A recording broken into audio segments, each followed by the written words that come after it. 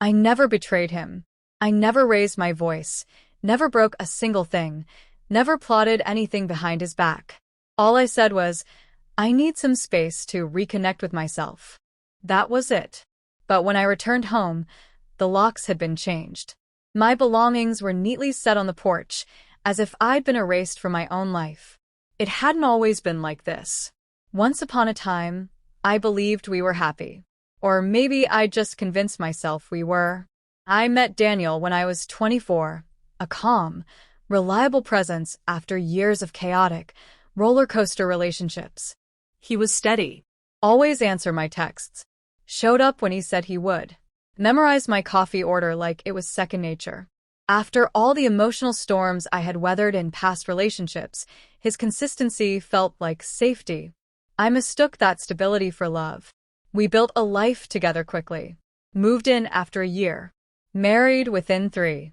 From the outside, we looked like we had it all: a cozy apartment, stable jobs, Sunday meal prep sessions, and a shared playlist on our music app that we had curated together. It all seemed so normal, so right. But beneath the surface, I was quietly unraveling. Not because of Daniel, but because, in merging into the us we had created, I had lost sight of who I really was. I had bent myself to fit the shape of our life together, thinking it was an act of devotion. For a while, that illusion held, until it didn't. The change came gradually. So subtle at first, it was easy to ignore. But then I began to resent the smallest things. His silence during movie nights, the way he left his boots by the door, the monotony of our predictable routines. It wasn't really him I was upset with. It was the stranger I had become. A version of myself I didn't recognize anymore. So I started journaling again. I took long walks without telling him where I was going. I lingered in cafes just to feel like an outsider, someone untethered and unknown, craving a fresh beginning. One evening, I finally voiced what had been growing inside me. Daniel, I said softly, I need a little breathing room. He looked up from his laptop, confused. Breathing room? Like, you're leaving? No, I replied quickly. Not leaving. Just some space. To figure things out. Maybe I could stay with Sarah for a week or 2, just to clear my head. I thought he'd understand. He always said he admired how introspective I was. But instead, something hardened in his face. Like I had shattered something sacred between us. So, you're just walking away? He said sharply, his voice like a blade. Just like that?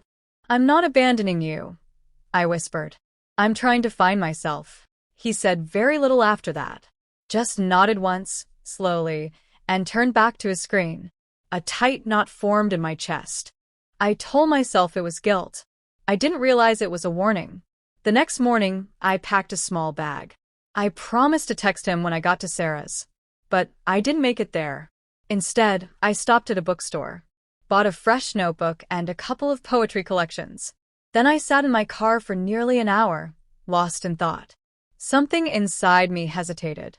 I wasn't running away from Daniel. I was trying not to disappear entirely inside him. After a meandering drive and a few wrong turns, I decided to head back home, to explain myself better, to soothe his fears. But when I pulled into the driveway, my key didn't fit. I stared at the lock, stunned. Tried it again. Knocked. No answer. Then my phone buzzed. A single text from Daniel. You wanted space. Here it is. Your stuff is on the porch. I read it twice, unable to believe it. And there, sitting neatly by the front steps, was my suitcase, a folded throw blanket, and my favorite mug, arranged like a curated goodbye. I felt hollow, like someone had scooped my heart out and left nothing in its place. That night, I cried in the back seat of my car, clutching a book of poetry as if it could somehow make sense of the pain. Sarah eventually took me in, but even she didn't know what to say. Maybe he's just hurting, she offered gently. But I knew it was more than pain. Daniel had drawn a line, and I had crossed it without realizing. Weeks passed. I reached out to him once. Then again. No reply. He had disappeared from my life completely. Our shared playlist was gone. Our streaming accounts locked me out. My mail stopped arriving. It was like I had been scrubbed from existence. The hardest part was the uncertainty. Had I committed some unspeakable offense by asking for space? Or was it he who had been cruel, banishing me the moment I dared to prioritize myself? Months later, a friend told me Daniel was dating someone new. Someone simple. Someone who doesn't need to go find herself. That hurt more than I expected. I found myself scrolling through her social media, punishing myself with images of her smiling, content, grounded. She didn't need poetry or solitude to feel whole. Doubt seeped in. Maybe I was the problem.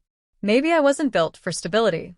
Maybe I belonged to chaos, where emotional breakdowns were routine and messy was the norm. Then, almost a year later, my phone rang. An unknown number. I almost ignored it. "Hey," the voice said. Daniel's voice, softer now, frayed around the edges. "I get it now." There was a long silence. "When you said you needed space," he continued, "all I heard was that you were leaving. So, I pushed you away before you could hurt me." I wanted to scream, to ask why he hadn't just talked to me. But I stayed quiet, because I saw it too. We were both terrified, both shaped by a fear of abandonment. I had lost myself in our marriage. He had exiled me to protect himself. Neither of us had known how to make room for each other's pain. We didn't reconcile. There was no cinematic reunion in the rain. But we talked. Once. Then again months later. Not as lovers, but as two people who had survived the same quiet devastation. Now I live in a small apartment with tall windows and a plant I've managed not to kill. I write more. I breathe easier. I'm still on the journey of discovering myself, but now I'm doing it for reasons that feel honest and real. I think about Daniel sometimes, how easily comfort can become a disguise for stagnation, and how the bravest thing isn't always walking away. Sometimes it's staying and daring to confront the truths we've buried. Back then, I didn't know how to ask, and he didn't know how to listen.